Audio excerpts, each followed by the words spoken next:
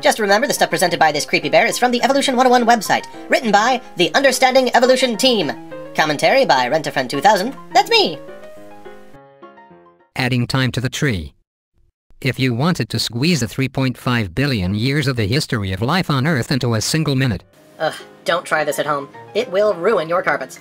You would have to wait about 50 seconds for multicellular life to evolve, another 4 seconds for vertebrates to invade the land, and another 4 seconds for flowers to evolve, and only in the last 0.002 seconds would modern humans arise. Am I the only person picturing a man with a heavy German accent and a long white lab coat screaming, "Arise, modern humans! Arise!" Oh, I am? Okay, sorry. Moving on. Biologists often represent time on phylogenies by drawing the branch lengths in proportion to the amount of time that has passed since that lineage arose. If the tree of life were drawn in this way, it would have a very long trunk indeed before it reached the first plant and animal branches. The following phylogeny represents vertebrate evolution, just a small clade on the tree of life. The lengths of the branches have been adjusted to show when lineages split and went extinct. Let me restate for clarity. If you draw the chart using only creatures we know to exist, even allowing their timescale and other assumptions about the fossil record, all of those horizontal lines go away. But then, what evolution do you have left? None.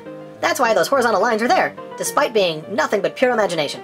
To see evolutionists who are experts in their field verifying this over and over, you need to see Dr. Carl Werner's Evolution the Grand Experiment.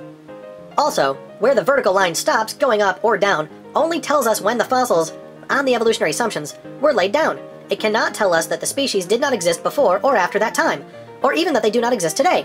Case in point, fossils tell us that the coelacanth, a fat flippered fish, went extinct according to evolutionary dogma 65 million years ago. How do we know the fish went extinct? Because we do not find any fossils of this fish in more recent rock layers. But a funny thing happened in the early half of the 1900s. We found some coelacanth. Not in the fossil record, but swimming in the ocean. The fossils don't tell us the whole story, because while the fossil record shows the fish disappearing, the fish himself tells us, "The news of my extinction has been somewhat exaggerated."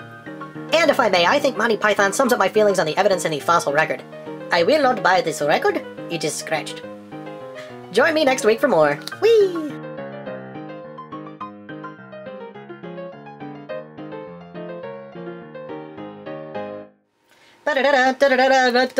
Thanks for liking and subscribing and for sharing this on Facebook, Twitter, Instagram, Pinterest, Google+, and any other way you can. Thanks for any comments or emails you care to send. And thanks for letting me be your rental friend. Hey!